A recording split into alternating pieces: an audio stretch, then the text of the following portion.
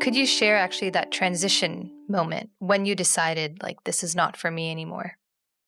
So when I was shortly diagnosed, when I was 13, I had the dream of becoming George Lucas's accountant because I love Star Wars and I'm good with numbers. And my parents let me know what I had to do. I had to take tests, I had to take college courses, I had to get several jobs. And I said, all right, challenge accepted. So I went on to go to school, get my license, and worked for Disney straight out of college. And Disney went on to acquire Lucasfilm. So the way I see it, retroactively and indirectly, I was George Lucas's accountant and had accomplished my goal. So I had a number of accounting jobs after that internship at Disney. And more as I progressed through the jobs, I found myself feeling more and more drained, more and more depressed, and more like something else out there was for me, like I belonged elsewhere. And I also saw and heard multiple stories about my peers crashing and burning because they did not know themselves. They did not love themselves. They were not being themselves. And I realized it was time for me to start sharing my story, my struggles, and my successes with the world in order to help other people see that they have the power, just as I realized I have the power. So 6 years ago, I took a big leap of faith and put in my 2 weeks at my last accounting job. It was a very well-paid job. I think I was making more than my dad at one point. And I now am involved in public speaking and personal coaching and also diversity and equity and inclusion consulting. And Toastmasters International, it's a nonprofit, has really helped me come out of my shell and see some public speaking secrets. Yeah. So you mentioned that Toastmasters is an organization to help people become public speakers. How did you first get involved with the organization?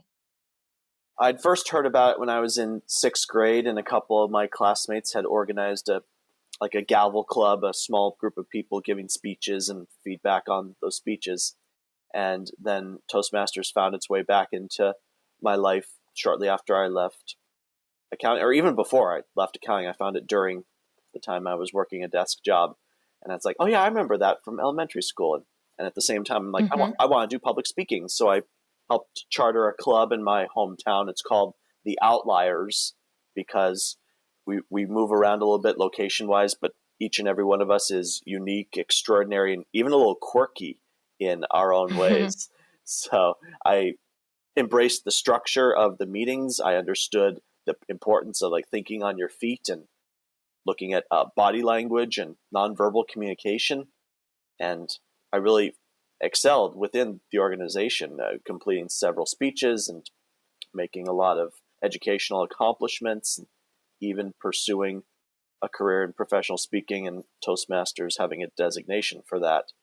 And I've had several people on the autism spectrum be in my Toastmasters clubs, and they've come out of their shell too. So how does that work exactly? You said you chartered a club. Do you have to organize it yourself and get the people together? And does someone else facilitate it, or do you lead it? It's an interesting process. So if you have about 20 people, because it takes 20 people to charter a Toastmasters club, 20 people that want to better their public speaking skills, their communication, or their leadership as it applies to maybe their jobs or personal lives or something else about them that they all have in common, that can be used to help charter a club. And usually there would be a club growth director or someone in your area that can assist you with filing the paperwork and letting international headquarters know, we'd like to start this club named this name. And you'll have officers like a president, a vice president of education, membership, secretary, treasurer, because it's like running a small business in a sense. Even though it's a nonprofit, it has operations, and members will come and go as the club goes on, and you have to constantly promote yourself and show why Toastmasters is important to you and at least that group that you're a part of. So what was your role exactly? So I started as the first official president of the Outliers, and I'm now the VP of Education. So I make sure that all the members are completing their speeches and holding them accountable to their progress and making sure that they are getting value out of the club and accomplishing what they had set out to do when they joined the club. And I'm also promoting the club, like on social media. I also go to different clubs around the world, virtually at least. And I've done workshops, I've given keynotes, and it's been a really wonderful experience, a way to connect people and become closer, even if we are socially or physically distanced in this pandemic. Yeah. So how many clubs are there worldwide? There are about Hundreds? Thousands? thousands. There are about 350,000 members in 16,000 clubs in about 143 countries around the world. Wow, that's incredible. So what was your journey like to become an accredited speaker? So part of becoming an accredited speaker involves having speaking engagements, basically showing that you do professional speaking for a living. And the application process begins with you documenting 25 speeches that you've done for audiences. And they have to have at least 20 people in the audience. They have to be at least 20 minutes in length. They can't be the Toastmasters audiences, so you can't go from club to club to club just giving speeches. It has to be for organizations outside of Toastmasters. And 15 of those 25 speeches have to be paid, so I'd have to receive some monetary compensation for them. So once I get the 25 speeches documented, I then have to record myself giving a speech to an audience that will be judged at the headquarters level by a panel of judges, and they'll be looking for like audience reaction, my central message, body language, and is my message being well received, and then they'll decide, okay, you're good to go to the next level, come to our international conference and give another speech there that's getting judged. Or, and this did happen to me, they'll say, we're sorry you didn't meet the criteria, please apply the following or consider these steps, like showing your audience more or having your message be more clear, be more well defined, and then resubmit. So I'd have to get 25 more speaking engagements, submit a new video until I got to the next level. And the next level, I did do this in 2019. When I got to level 2 in the process, I went to the international conference in Denver, Colorado, and spoke in front of about 1,000 people, sharing a speech that I would give at an autism conference, for example. And I did an interesting spin on the speech. In Toastmasters, we had something called the Competent Communication Manual, which describes different speeches and looks at different elements of giving a speech. So I titled my speech for my accredited speaker, Competently Communicating Autism.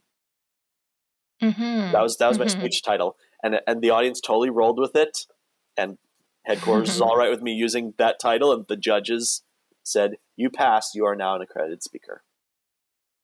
Cool. Well, congratulations on that. Is there another level after this? Interesting you ask that, because I find that over the course of my life, I've always wondered, how can I one-up myself, or what's next? What's the next level of growth? So I am an accredited speaker in Toastmasters now. Toastmasters International also has the annual World Championship of Public Speaking. These are 5 to 7 minute speeches about what you want to tell the world. And a lot of them have some kind of unifying message or underlying theme to the times. Like in 2019, the year that I got accredited speaker, the world champion was a gentleman wearing like an Indian wedding outfit. He was the best man at an Indian wedding and described some of the traditions within an Indian wedding and how he was responsible for the groom's shoes, and everyone was fighting to get these shoes from him. And even though he did lose the shoes, he explained that for that moment, 2 families were united and enjoying themselves and communicating and connecting, and he was the only African American man there. So for that brief moment, everyone was having fun, everyone was united, and he helped make that happen. So he won in 2019, and last year a gentleman described how he had had some failures when he was a kid in school, and it's all about keeping going, trying, learning from your mistakes, even if you mess up. When you can pick yourself up and keep learning from your mistakes, that's going to make you a better person. And last year was the first virtual international speech contest, and they're going to be virtual again this year due to COVID. So I want to compete and I want to be a world champion of public speaking. It's very complex, and I have to get my message well organized. I have to appeal to the judges and make it happen for myself. You've been watching Autism Knows No Borders.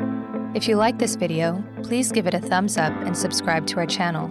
Also, we'd love to hear from you, so let us know what you think in the comments section. Click here to watch this interview in its entirety. You can also find us on your favorite podcast app. Tune in each week for engaging conversations of how people across the globe are inspiring change and building community. Thanks for watching. Take care.